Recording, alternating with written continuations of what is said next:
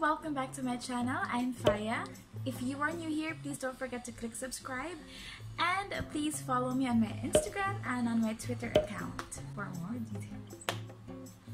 So for today's video, I will be reviewing my current favorite tinted brow gel, which is the SACE Lady or the SACE Lady, or let me just call it SACE Lady because if SACE Lady, I can really say SACE Lady. And the shade 02, I think that's dark brown. This has a nice packaging, but I threw it away now because I have bought this last January pa. But if you want to see my SACE Lady haul, I have bought cosmetics from SACE Lady. If you want to see it, just please click the link somewhere here or maybe down on the description box. And ano to? So first, I got 6 ml of the tinted brow gel. So it says here that the tinted brow gel is waterproof. It's long-lasting and smudge-proof. Ito na, erase na po yung mga sulat dito kasi halatang-halata na gamit ko na po. And what's good about this, it comes in a pump there. It's a pump. Wala siyang kasamang brush nung pagbili ko sa kanya. Ito lang mismo. So, I used another brush and this is from Detail. So, let's see its claim na it's waterproof. Okay, I have here a mist. Let's swatch this. Very little amount because a little goes a long way. Like, can you see that? Dami na niya. Yeah. That is the color of 02, dark brown.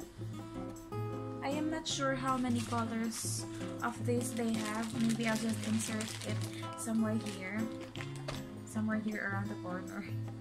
Let's just wait for it to dry, ha? When I use this, I just pump this here sa kanyang cap, dito sa cap niya. Kasi if I'll pump it here sa hand ko, it gets a little too messy. It's very hard to tanggal. Okay, so let's test if this is really waterproof. Let's spray this with my facial mist. And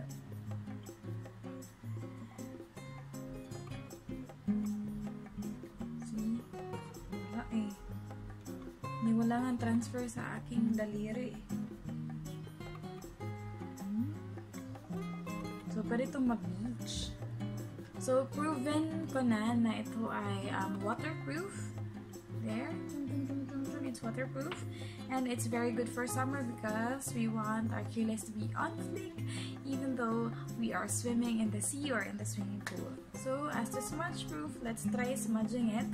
Look, I have nothing on my ring finger, so I'll smudge it.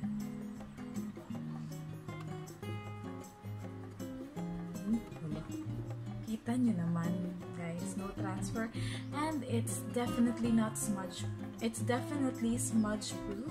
Hindi siya nasa smudge, and this is what I like about this. Please hang on and continue watching this video because at the end of this, I will be sharing the pros and cons of this product and I will tell you if highly recommended but and the reasons why. So guys, without any further ado, let's hop on to our colourette tutorial. So ito na, I will be using this one. Palagay lang ako dito ng very kaunti lang because a little goes a long way of this product and this is really very pigmented. So start outlining the lower part of your brows.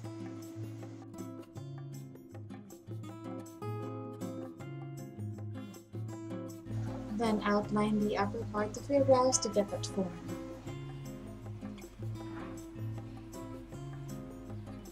Well, anyways, this is not a first impression video because I have tried this like for 3 months na.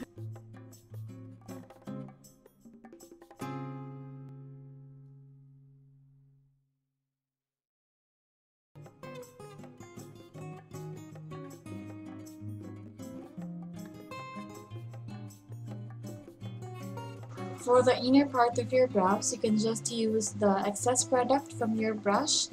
Don't dip it again or don't dip it once more because it will be too dark when you apply it.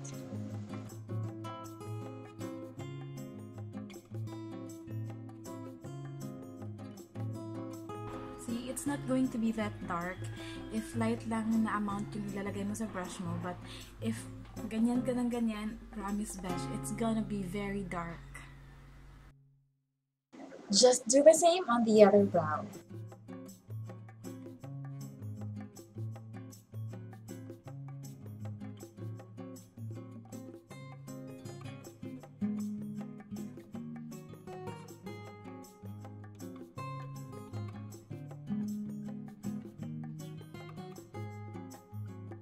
This product does not dry up easily, so you can still have time to blend.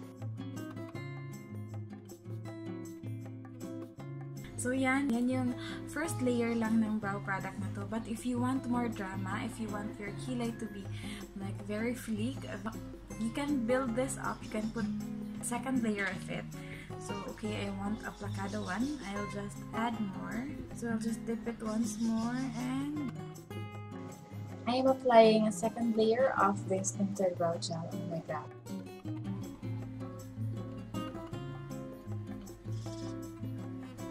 So yeah, can you see the difference? This has 2 layers of a tinted brow gel, and this is just one layer. As you can see, yung one layer na yan is like may mga sparse areas pa, diba? Yung may mga light, may mga dark. So that's why I really up to add another layer para makover niya yung sparse areas.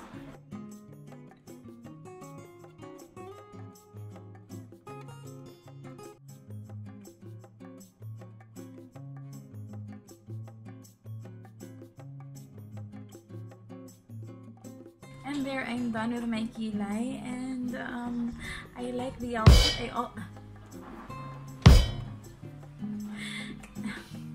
I like the output for the past 3 months. I really like this. This even replaced my Maybelline Fashionbrow palette. Hindi ko na ginagamit yun. Ito na lang. Ang ginagamit ko doon is yung powder na lang. Okay? So, I will be telling you the pros and cons about this product. Now, let's start with the negative one. What I don't like about this is very messy. If you'll just put this in your hand, it's very messy. Matagal tong mawala, besh. Matagal tong mawala. And also, when I bought this, wala siyang brush. Pero I think ngayon, parang may bundle na siya na may brush at saka may metal plate siya na dyan mo ilalagay yung dyan mo ipapump yung product para hindi na masyadong messy dito ang banda. So next, okay, so parang yun lang yung hindi ko gusto sa kanya. So let's go to the positive side of this tiny product here. I like this because it comes in a pump. Yung detail kasi na tinted brow gel, walang pump, so it's very really messy. It's very pigmented, as in it's very pigmented. You have to be careful when putting this on your kilay. Just my tip, ha. This is what I have been doing. Start with a very minimal amount and build your way, or build it up. Add first layer, and if light pa, just add more layers of it hanggang masatisfy mo. And also, this does not dry up easily, so may time ka pa na mag-blend sa mga harsh lines mo, sis. Nagamit ko na to for almost 3 months, and I must admit that it is smudge proof and it is long lasting. Just a little tip out there, I always say this sa mga kilay tutorials ko, just set your kilay with powder. I'm using this powder to set my kilay para hindi siya madaling mawala, para talagang long lasting siya. So ganon. And for the waterproof, I have not yet tried this na naliligo ako sa dagat. Maybe I'll give you update on this pag mag-vlog na ako. So, I'm planning to vlog like mga daily vlogs, travel vlog, but I don't know how to start. So there. Plus, ano pa ba yung hindi ko nasabi? Parang may hindi pa ko nasabi eh. Okay, so yun na po yung masasabi ko. I highly recommend this because nagustuhan ko siya. It's true to its claim. And napakarami na niya for 90 pesos. Ewan ko kung magkano na to ngayon sa Shopee, ha. Very mura but very nice in quality niya. And it's very true to its claim. Maybe at first, parang hindi nyo to magugustuhan because it needs more practice pa eh. Practice makes perfect for this one. Just do my tip. Baka makakatulong yung tip ko na i-layer na muna natin para matansya natin kung ano talaga yung darkness, yung level ng darkness na gusto natin. Kasi naman, it gets messy when you put too much product on your blush and then you immediately do that. So yun guys, that's all for my SACE Lady. That's all for my SACE Lady.